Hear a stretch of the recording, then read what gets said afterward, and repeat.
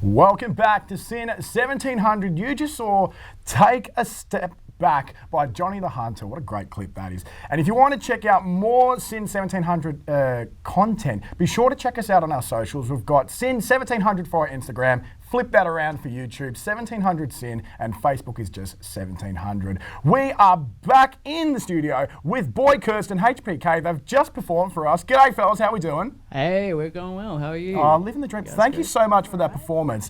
All those tracks, I've been told, are off your Boy Cursed Project 7. Can you tell us a bit more about that project, mate? Yeah, well, the first one's actually unreleased. Oh, it's unreleased. We've got a scoop. Yeah. We've got a scoop. But Seven was the project that I put out earlier this year as kind of my debut collective.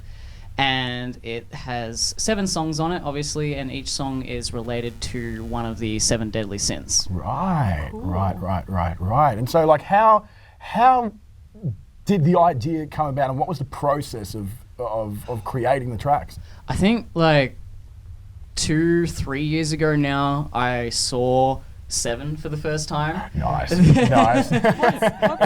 It's a movie with who's in it? Brad Pitt and Morgan Freeman. Makes sense why I Same haven't sort seen of that. conceptual thing, but it's like a serial killer is offing people on the basis of the 7 deadly sins. We're getting deep here, ladies and gentlemen. We're getting deep. But so 2 or 3 years ago, you're saying that came about. Yeah, just the initial seed, I guess, was planted, and then I didn't really knuckle into working that sort of stuff out until maybe a year and a half ago, and then it came out earlier this year.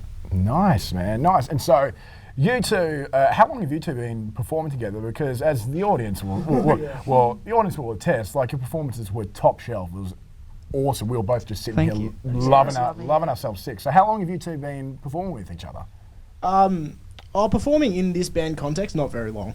Liam, after Liam released his project, he got together a band, me on guitar, and another one of our good friends on bass, and then a drummer that he met at uni. Yep. And then so in this context, it's only been maybe about a year, maybe less. Half a year at most. Yeah. But before that, we've been doing stuff like without the name or names for what, 8 years? Yeah, 10? we've known each other for yonks, so yeah, we've been playing been music since we were kids. Oh, amazing. And what are you doing, Henry, besides this?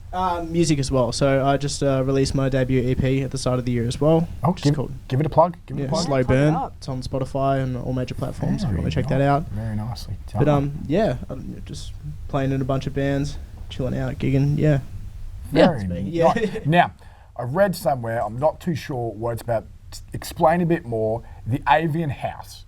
Yeah. The Avian Haven, yeah. Avian Haven, sorry. Avian Haven. It's all good. Couldn't read my writing here for my notes, but the Avian Haven, could you explain a bit about that? So that's basically what we were just describing. Sick. Yeah, that was the band that I drummed together when live performances started to ramp up in significance, I guess. Like the debut for that was at Yarraville Festival earlier this year on the main stage, which was a lot of fun.